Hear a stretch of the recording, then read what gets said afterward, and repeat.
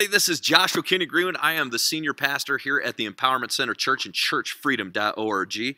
And we actually just recently got a question. It's a pretty original question that warrants a video. And the pastor was a pastor down in California, and they had a question related to churches that are being forced into recognizing same-sex marriage.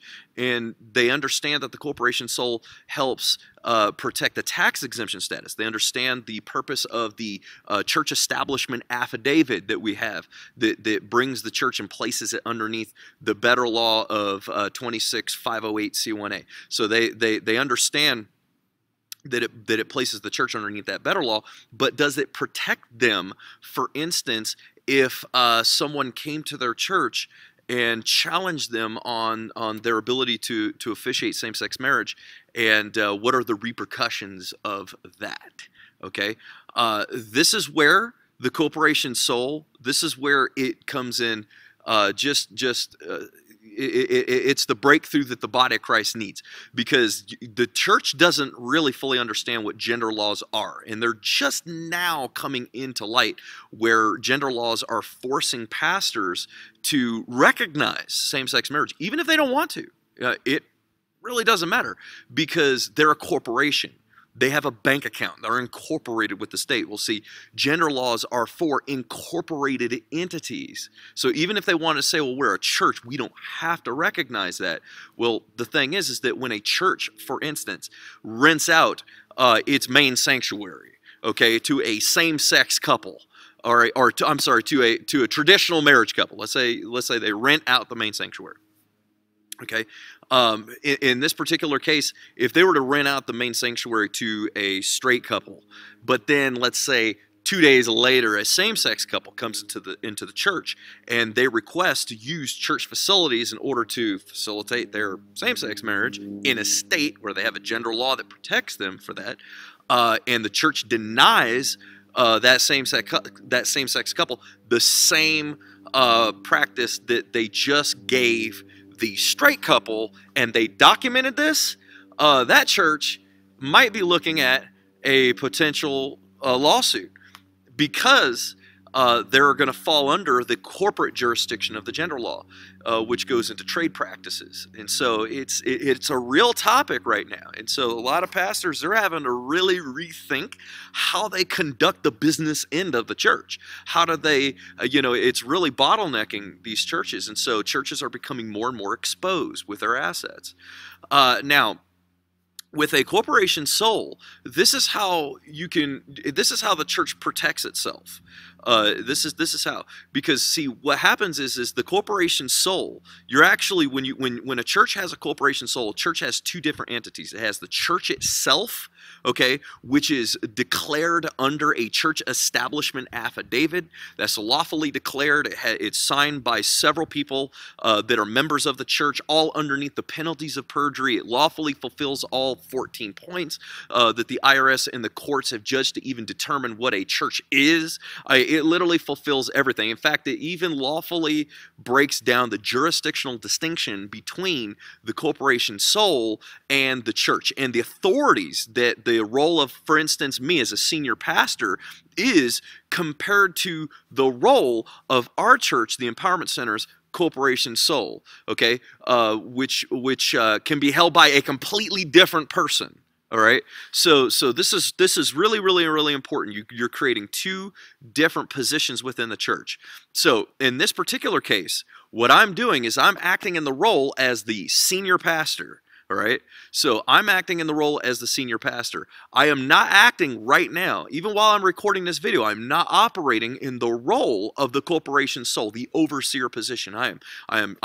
We have taken that hat off and we've placed that down, and we're putting on the hat of senior pastor. All right, so now, as the senior pastor of the church, okay, now this is literally through the law of attrition. You need to understand this. A person can have dual responsibilities. It's kind of like a congressman. They don't have to represent their office if they want to go to a certain event that a certain person might be putting on. They come in as a private citizen. Okay? Same exact thing with the situation with the church and the corporation soul and the gender laws. So the corporation soul is the only incorporated entity that is working here. So it's the only entity that holds any assets. It's the only entity that's liable if anything was to get sued, because the church doesn't own any assets. All right? The church doesn't own any assets.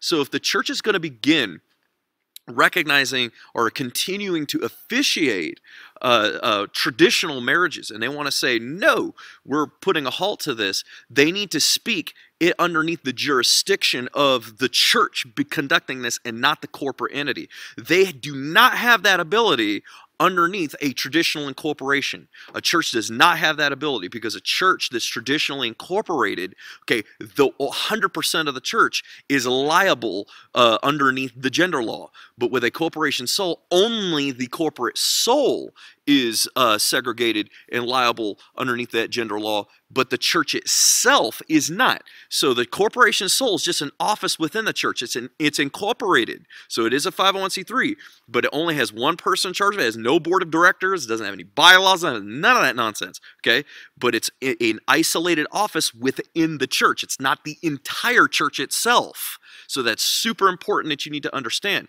So when you operate and you're marrying individuals, when you're performing the official duties of the church as the senior pastor or the senior leader of your church, okay, you need to be doing that underneath that office and not the office. Do not conduct those activities underneath the office of the corporation soul, which is incorporation, which is underneath the jurisdiction of those gender laws. And you can do that. You just need to specify it when you're actually conducting that. Like this is on behalf of the church, and when you're signing documents, if they're witness statements or anything that you're signing on behalf of the church, do not sign your office of overseer or whatever the name of your corporation soul is.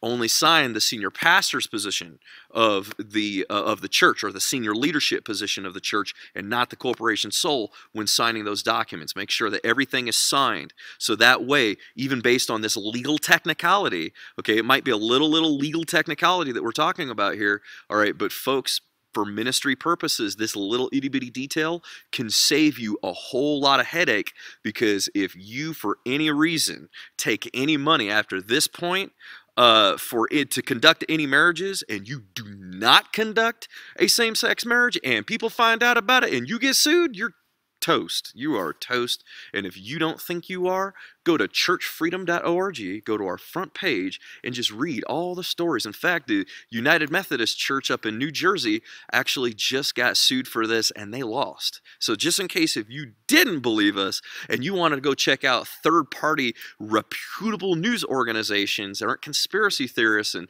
they link to reputable websites that are backed up, with true fact and evidence, just go to our website. You don't have to take my word for it.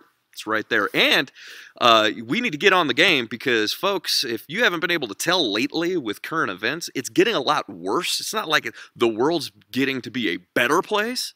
So we need your support here at Church Freedom, because this is going to get a lot worse for Christians.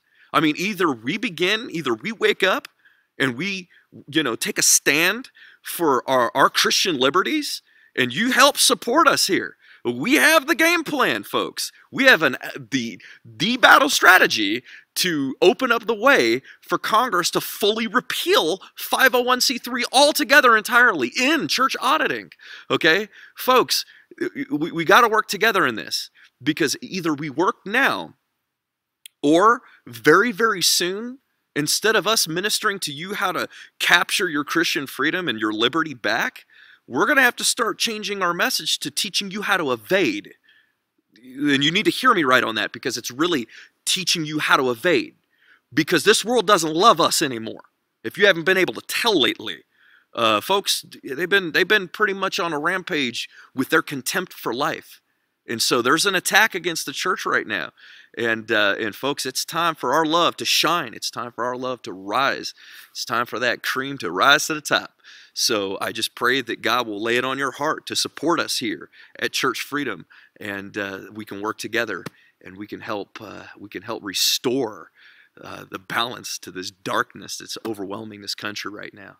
So thank you so much. I hope that this answers your question. Yes, the corporation soul will help you with the gender law, but you have to properly You have to properly use the corporation sole in this instance. You have to make sure that everything is specified properly, that you sign everything properly in the name of the senior pastor position, not the office of the corporation sole. That'll help keep you protected. Thank you so much. God bless.